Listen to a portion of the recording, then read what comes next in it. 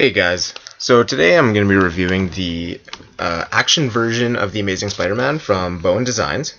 This one's sculpted from Randy Bowen. I believe this one has been out for a couple years now. Came out in 2012. So let's just take a look at the box real quick. So as you can see, it stands 15 inches tall. That's to the tip of the finger from the bottom of the base. It's limited to only 1,900 pieces.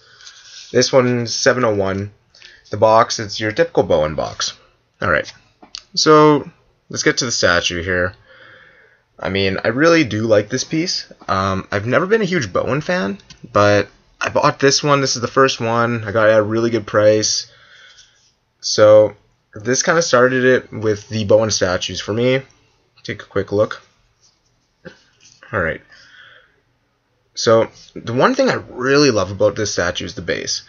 The base has multiple different villains incorporated into it. You can see the pumpkin bomb, you can see Electro's mask, Kravens' spear is stuck into the base as well. And you also have Dr. Octopus's arm coming around the back. And then if we actually go to the back, they have a little bit of some hidden goodies for us. So you can see Rhino's horn is right there with what appears to be the lizard's hand. So I also really like this bottom part of the base here. It's all just a very dark gray, even black, just a webbing design that goes all the way around the bottom of the base.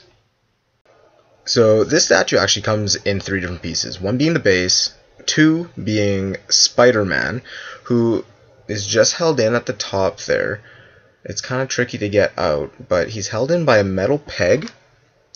See, it's just a little metal peg, and it just goes right to the top of the base right there. It's very easy to slide in, no real difficulty. So he's the second piece of the whole statue. The third piece is actually Kravens' spear. So see, it just pulls out, and then there's a little slot, and it just sits in there, no problem.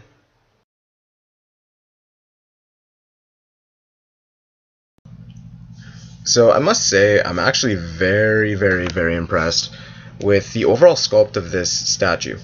I already said how much I love the base. I really like how they added those holes into the wall. It almost looks like some of the pumpkin bombs just hit it. It's blowing up. The bricks, some of them actually look like they're floating. And it just shows Spider-Man just jumping right off, and it's just so dynamic. It really captures the essence of Spider-Man.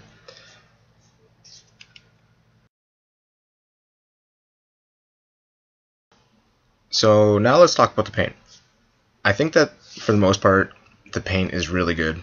They did a good job on the bricks, good tones, good shading.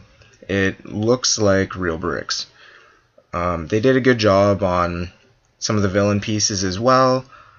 I'll pull out the spear here. Use just a metallic silver, put a little bit of shading in.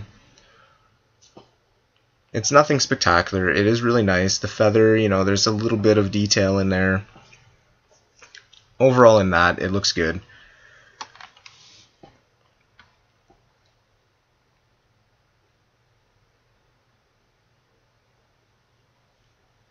I think they did a very good job also on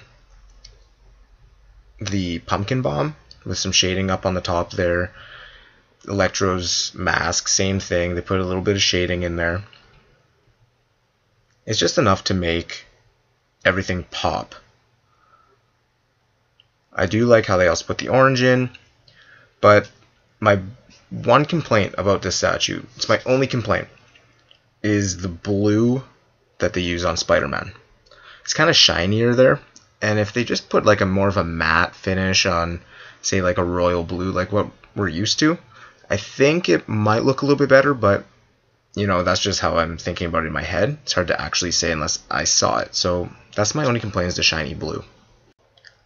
So I'm gonna give this statue an overall score. So based on the sculpt, I give it a 10 out of 10. I love the sculpt, I love the breaking wall, I love Spider-Man, the villains, it looks awesome. The paint, the shiny blue is the only thing that really, really bugs me. but it's enough for me to give it a 9 out of 10, just because it's almost like a silvery blue, and I'm just not a fan of the shiny. The design, I love how they incorporate all the villains into the base. I love like I said, just with the sculpt, I love the exploding wall. I love how it's so dynamic. I'm giving the design 10 out of 10, easy, no problem. The build quality, I did find Spider-Man was a little bit loose on the base, and Kravens' spear is literally just sitting in there, so I give that 9 out of 10.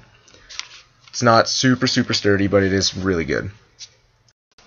So if I take an average out of those 4 scores, that means this statue gets an overall score of 9.5 out of 10. Pretty good for the first review that I've done. I hope you guys enjoyed the video. Please comment, subscribe, share it with all your friends and all the statue enthusiasts. And I hope you enjoyed it. This is my first time doing this, and hopefully there'll be more to come. Thanks, guys.